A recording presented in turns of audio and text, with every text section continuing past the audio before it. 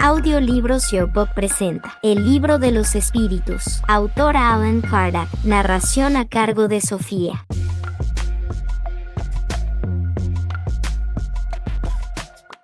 Libro 2, Capítulo 5, Consideraciones acerca de la pluralidad de las existencias. Algunas personas afirman que el dogma de la reencarnación no es nuevo, sino que ha sido tomado de Pitágoras. Por nuestra parte, jamás hemos dicho que la doctrina espírita fuese una invención moderna. Dado que el espiritismo es una ley de la naturaleza, existe desde el origen de los tiempos. Siempre nos hemos esforzado por probar que se encuentran vestigios de él en la más remota antigüedad.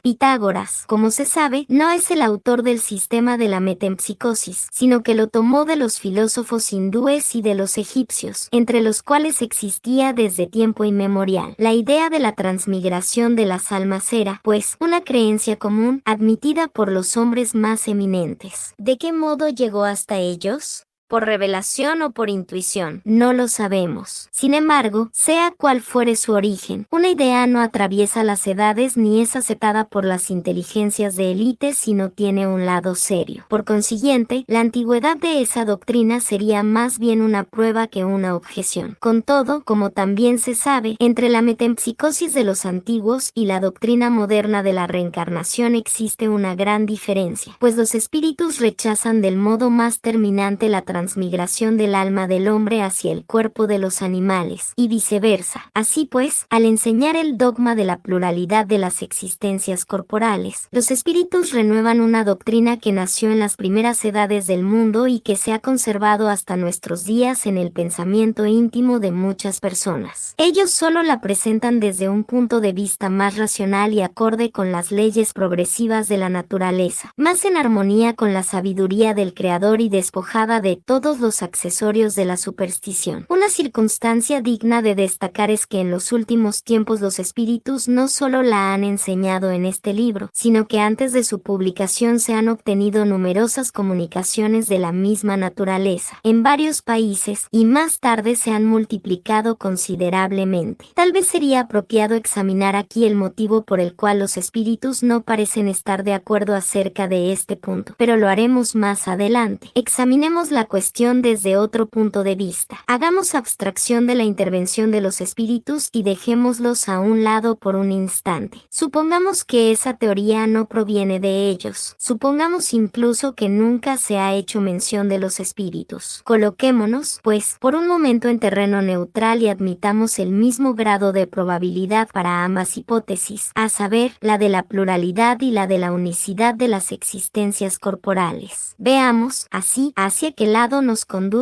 en la razón y nuestro propio interés. Algunas personas rechazan la idea de la reencarnación por un solo motivo: no les conviene. Dicen que ya tienen bastante con una existencia y que no querrían volver a comenzar otra similar. Conocemos a quienes la sola idea de reaparecer en la tierra los hace estallar de furia. Les preguntaremos solo una cosa: si creen que Dios ha tenido en cuenta su parecer y consultado sus preferencias para regular el universo. Ahora bien, una de dos cosas: la reencarnación existe o no existe. Si existe, por más que se sientan contrariados tendrán que experimentarla, pues Dios no les pedirá permiso para ello. Nos parece escuchar a un enfermo que dice: bastante he sufrido hoy, no quiero sufrir más mañana. Con todo, por mucho que sea su mal humor, no por eso sufrirá menos al día siguiente y los restantes, hasta que se haya curado. Así pues, si deben volver a vivir corporalmente, lo harán, habrán de reencarnar, aunque se rebelen, como un niño que no quiere ir a la escuela o como un condenado a prisión, será necesario que pasen por ello. Semejantes objeciones son demasiado pueriles para que merezcan un examen más serio. No obstante, para tranquilizarlos, les diremos que la doctrina espírita acerca de la reencarnación no es tan terrible como creen. Si la hubiesen estudiado a fondo no se asustarían tanto. Sabrían que las condiciones de esa nueva existencia dependen de ellos mismos. Será feliz o desdichada según según lo que hayan hecho en la tierra, y ya en esta vida pueden elevarse tan alto que no volverán a sentir temor de recaer en el lodazal. Damos por supuesto que nos dirigimos a personas que creen en algún tipo de porvenir después de la muerte, y no a los que adoptan la perspectiva de la nada, o a los que quieren ahogar su alma en un todo universal, sin individualidad, como las gotas de lluvia en el océano, lo que viene a ser más o menos lo mismo. Si creéis, pues, en un porvenir, sea cual fuere, sin duda no admitiréis que sea idéntico para todos. De lo contrario, ¿dónde estaría la utilidad del bien? ¿De qué serviría sacrificarse? ¿Por qué no satisfacer las pasiones y los deseos, incluso a costa del prójimo? ¿Ya quedaría lo mismo? ¿Vosotros creéis que ese porvenir será más o menos dichoso o desgraciado según lo que hayamos hecho durante la vida? ¿No deseáis entonces que sea lo más dichoso posible, puesto que habrá de ser eterno? ¿Acaso tenéis la pretensión de contaros entre los hombres más perfectos que hayan existido en la tierra, como para tener derecho a acceder de inmediato a la felicidad suprema de los elegidos? No, admitís, por consiguiente, que hay hombres que valen más que vosotros y que tienen derecho a un lugar mejor, sin que por eso os incluyáis entre los réprobos. Pues bien, colocaos por un instante mediante el pensamiento en esa situación intermedia que será la vuestra, puesto que acabáis de reconocerlo, y suponed que alguien os diga: sufrís, no sois tan felices como podríais serlo, mientras que tenéis ante vosotros a seres que disfrutan de una dicha inalterable. ¿Queréis cambiar vuestra posición por la de ellos? Sin duda responderéis que hay que hacer casi nada, recomenzar lo que habéis hecho mal y tratar de hacerlo mejor. ¿Dudaríais en aceptar, aunque fuese a costa de muchas existencias de pruebas? Hagamos una comparación más prosaica. Si a un hombre que, pese a no hallarse en la indigencia extrema, padece privaciones debido a la escasez de sus recursos, se le dijese: aquí tienes una inmensa fortuna, para disfrutarla debes trabajar rudamente durante un minuto. Aunque fuese el hombre más perezoso de la tierra, respondería sin vacilar: trabajaré un minuto, dos, una hora, un día si es preciso. ¿Qué importa?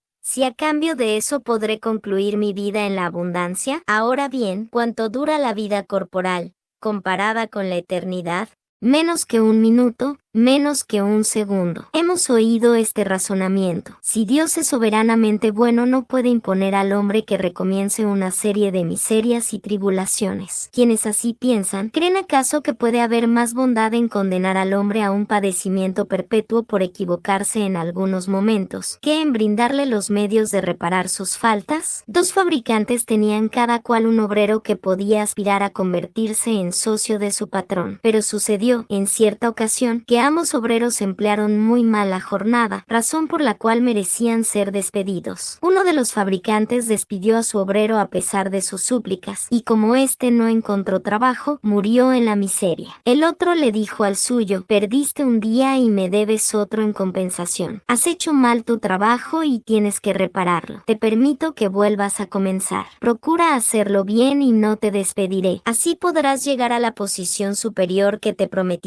Es necesario preguntar cuál de los dos fabricantes ha sido más compasivo. Dios, que es la clemencia misma, ¿sería más inexorable que un hombre? La idea de que nuestra suerte queda fijada para siempre a consecuencia de algunos años de pruebas, incluso cuando no siempre haya dependido de nosotros alcanzar la perfección en la tierra, resulta un tanto angustiosa. En cambio, la idea contraria es eminentemente consoladora, pues nos queda la esperanza. Por consiguiente, sin pronunciarnos a favor o en contra de la pluralidad de las existencias, sin admitir una hipótesis antes que otra, decimos que si se nos permitiera escoger, nadie preferiría una sentencia inapelable. Un filósofo ha dicho que si Dios no existiera habría que inventarlo para felicidad del género humano. Otro tanto se podría decir de la pluralidad de las existencias. No obstante, como hemos dicho, Dios no nos pide permiso ni consulta nuestras preferencias. Las cosas son o no son. Veamos de qué lado están las probabilidades y consideremos la cuestión desde otro punto de vista, siempre haciendo abstracción de la enseñanza de los espíritus y únicamente como estudio filosófico. Es evidente que, si no existe la reencarnación, solo hay una existencia corporal. Si nuestra actual existencia corporal es la única, el alma de cada hombre ha sido creada cuando éste nació, a menos que se admita su anterioridad, en cuyo caso nos preguntaríamos qué era el alma antes del nacimiento y si ese estado no constituía había una existencia, bajo alguna otra forma. No hay término medio. El alma existía o no existía antes que el cuerpo. Si existía, ¿cuál era su situación? ¿Tenía conciencia de sí misma? Si no tenía conciencia, es casi como si no existiera. Si tenía individualidad, ¿esta era progresiva o estacionaria? En ambos casos, ¿a qué grado había llegado al momento de ingresar en el cuerpo? Si admitimos, conforme a la creencia común, que el alma nace con el cuerpo o, lo que viene a ser lo mismo, que con anterioridad a su encarnación solo tiene facultades negativas, tendremos que plantear las siguientes preguntas. 1. ¿Por qué el alma muestra aptitudes tan diversas e independientes de las ideas adquiridas por medio de la educación? 2. ¿De dónde proviene la aptitud extraordinaria que algunos niños de tierna edad tienen para un arte o una ciencia, mientras que otros permanecen inferiores o mediocres toda su vida? 3. ¿De dónde provienen, en algunos, las ideas innatas o intuitivas que no existen en otros? 4. ¿De dónde provienen, en algunos niños, esos instintos precoces, tanto para los vicios como para las virtudes, esos sentimientos innatos de dignidad o de bajeza que contrastan con el medio en que nacieron? 5. ¿Por qué algunos hombres, prescindiendo de la educación que recibieron, están más adelantados que otros? 6. ¿Por qué hay salvajes y hombres civilizados? Si adoptáis un niño otentote recién nacido y lo educáis en nuestros colegios más renombrados, ¿haréis de él un Laplace o un Newton? ¿Cuál es la filosofía o la teosofía que puede resolver estos problemas? No cabe duda de que, al nacer, las almas son iguales o son desiguales. Si son iguales, ¿a qué se debe tanta diversidad de aptitudes? Se dirá que eso depende del organismo, pero, en ese caso, se trata de la más monstruosa e inmoral de las doctrinas, pues el hombre no sería sino una máquina, un juguete de la materia. No tendría la responsabilidad de sus actos y podría culpar por todo a sus imperfecciones físicas. En cambio, si las almas son desiguales, es porque Dios las creó así. Pero, en ese caso, ¿por qué les concede a algunas de ellas esa superioridad innata? Dicha parcialidad está de acuerdo con la justicia de Dios y con el amor que profesa por igual a todas sus criaturas. Si admitimos, por el contrario, una sucesión de existencias anteriores progresivas, todo queda explicado. Los hombres traen al nacer la intuición de lo que han aprendido antes. Se encuentran más o menos adelantados conforme al número de existencias que han tenido y según la distancia que los separa del punto de partida. Así como en una reunión de individuos de distintas edades, cada uno tiene un desarrollo proporcional a la cantidad de años que ha vivido. Las existencias sucesivas serán, para la vida del alma, lo que los años son para la vida del cuerpo. Reunido un día a 1000 individuos, entre 1 año y 80 años de edad. Suponed a continuación que se arrojó un velo sobre los días anteriores y que en vuestra ignorancia creéis que todos nacieron en el mismo momento. De ser así, os preguntaréis, naturalmente, ¿cómo es posible que los haya grandes y pequeños, viejos y jóvenes, instruidos e ignorantes? No obstante, si la nube que os ocultaba el pasado se disipara, descubriríais que vivieron espacios de tiempo diferentes, y entonces todo quedaría explicado. No es posible que Dios, en su justicia, haya creado algunas almas más perfectas que otras. Por consiguiente, con la pluralidad de las existencias, las desigualdades que vemos en nada contrarían la más rigurosa equidad. Sucede que solo vemos el presente y no el pasado. ¿Este razonamiento se basa en un sistema, en una suposición gratuita? No, partimos de un hecho patente e incontestable, la desigualdad de las aptitudes y del desarrollo intelectual y moral. Vemos, además, que ese hecho resulta inexplicable para las teorías aceptadas, mientras que mediante otra teoría la explicación resulta sencilla, natural y lógica. ¿Es racional preferir las teorías que no lo explican antes que la que sí lo hace? Con respecto a la sexta pregunta, sin duda se nos dirá que el Hotentote pertenece a una raza inferior. Entonces nosotros preguntaremos si el Hotentote es o no un hombre. Si es un hombre, ¿por qué Dios lo ha desheredado, a él y a su raza, de los privilegios que otorga a la raza caucásica? Si no lo es, ¿por qué se intenta convertirlo en un cristiano? La doctrina espírita es más amplia que todo eso. Para ella no hay muchas especies de hombres, solo existen hombres cuyos espíritus están más o menos atrasados, pero que son capaces de progresar. ¿Acaso esto no se halla más conforme a la justicia de Dios? Acabamos de ver al alma en lo que respecta a su pasado y su presente. Si la consideramos en relación con su porvenir, encontraremos las mismas dificultades. dificultades. 1. Si solo en nuestra existencia actual se decide nuestra suerte venidera, ¿cuáles son, en la vida futura, la posición del salvaje y la del hombre civilizado? ¿Se encuentran en un mismo nivel o a diferentes distancias de la dicha eterna? 2. El hombre que ha trabajado toda su vida para mejorar ocupa la misma categoría que el que se ha quedado atrás, no por su culpa, sino porque no tuvo el tiempo ni la posibilidad de mejorar. 3. El hombre que practicó el mal porque no ha podido instruirse es responsable de una situación que no dependió de él. 4. Se trabaja para instruir a los hombres, para moralizarlos y civilizarlos. Sin embargo, por cada uno que se instruye hay millones que mueren a diario antes de que la luz los haya alcanzado. ¿Cuál es la suerte de estos últimos? ¿Son tratados como réprobos? En caso contrario, ¿qué han hecho para merecer la misma categoría que los otros? 5. ¿Cuál es la suerte de los niños que mueren a tierna edad sin haber podido hacer el bien ni el mal? Si se encuentran entre los elegidos, ¿a qué se debe ese favor, puesto que no hicieron nada para merecerlo? ¿En virtud de qué privilegio se los exime de las tribulaciones de la vida? ¿Existe alguna doctrina que pueda resolver estas cuestiones? Admitid las existencias consecutivas y todo se explica conforme a la justicia de Dios. Lo que no se pudo hacer en una existencia, se hace en otra. De ese modo, nadie escapa a la ley del progreso, cada uno será recompensado según su mérito real y ninguno queda excluido de la felicidad suprema, a la que todos pueden aspirar, sean cuales fueren los obstáculos que hayan encontrado en el camino. Estas preguntas podrían multiplicarse hasta lo infinito, pues los problemas psicológicos y morales que solo encuentran su solución en la pluralidad de las existencias son innumerables. Nosotros nos hemos limitado a formular los más generales. De todos modos, tal vez se diga que la doctrina de la reencarnación no es admitida por la Iglesia y que, por esa razón, aceptarla implicaría la ruina de la religión. No es nuestro objetivo tratar esa cuestión en este momento. Nos basta con haber demostrado que la doctrina de la reencarnación es eminentemente moral y racional. Ahora bien, lo que es moral y racional no puede ser contrario a una religión que proclama que Dios es la bondad y la razón por excelencia. ¿Qué habría sido de la religión si, contra la opinión universal y el testimonio de la ciencia, se hubiese resistido a la evidencia y hubiera expulsado de su seno a todo el que no creyese en el movimiento del sol o en los 6 días de la creación? ¿Qué crédito habría merecido y qué autoridad habría tenido en los pueblos instruidos una religión fundada en errores manifiestos, consagrados como artículos de fe? Toda vez que una evidencia fue demostrada, la Iglesia se puso sabiamente de su lado. Si está probado que cosas que existen son imposibles sin la reencarnación, si algunos puntos del dogma solo pueden ser explicados a través de ella, será preciso admitirla y reconocer que el antagonismo entre esa doctrina y los dogmas no es más que aparente. Más adelante demostraremos que la religión puede estar menos alejada de la reencarnación de lo que se piensa, y que no sufrirá con eso más de lo que ha sufrido con el descubrimiento del movimiento de la Tierra y de los periodos geológicos, que a primera vista parecieron dar un mentiz a los textos sagrados. Por otra parte, el principio de la reencarnación se deduce de muchos pasajes de las Escrituras, y se encuentra especialmente formulado, de modo explícito, en el Evangelio, cuando bajaban del monte. Después de la transfiguración, Jesús les ordenó: no contéis a nadie lo que habéis visto, hasta que el Hijo del Hombre haya resucitado de entre los muertos. Entonces sus discípulos le preguntaron: ¿por qué, pues, dicen los escribas que Elías debe venir primero? Jesús les respondió: es cierto que Elías debe venir y que habrá de restaurar todas las cosas. Pero yo os digo, Elías ya vino y no lo reconocieron, sino que lo han hecho sufrir cuanto quisieron. Así también darán muerte al Hijo del Hombre. Entonces los discípulos comprendieron que les había hablado de Juan el Bautista. San Mateo 17, 9-13. Dado que Juan el Bautista era Elías, entonces el espíritu o alma de Elías reencarnó en el cuerpo de Juan el Bautista. Por lo demás, sea cual fuere la opinión que se tenga acerca de la reencarnación, se la acepte o no, no por ello se dejará de experimentarla en caso de que exista, a pesar de toda creencia en su contra. El punto esencial radica en que la enseñanza de los espíritus es eminentemente cristiana. Se basa en la inmortalidad del alma, las penas y las recompensas futuras, la justicia de Dios, el libre albedrío del hombre y la moral de Cristo. Por lo tanto, dicha enseñanza no es antirreligiosa. Hemos razonado, como dijimos, haciendo abstracción de la enseñanza enseñanza espírita, la cual carece de autoridad para algunas personas. Si nosotros, y tantos más, hemos adoptado la opinión de la pluralidad de las existencias, no es solo porque procede de los espíritus, sino también porque nos pareció la más lógica y la única que resuelve cuestiones hasta ahora insolubles. Aunque hubiese tenido origen en un simple mortal, la habríamos aceptado, y no vacilaríamos en renunciar a nuestras propias ideas. Desde el momento en que un error es demostrado, el amor propio pierde mucho más de lo que gana si se obstina en sostener esa falsa idea. Por el contrario, la habríamos rechazado, aunque proviniera de los espíritus, si nos hubiese parecido contraria a la razón, del mismo modo que hemos rechazado muchas otras ideas, pues sabemos por experiencia que no hay que aceptar ciegamente todo lo que procede de ellos, como tampoco todo lo que procede de los hombres. Así pues, desde nuestro punto de vista, el mayor mérito de la pluralidad de las existencias radica, ante todo, en su lógica. Tiene otro, el de estar confirmada por los hechos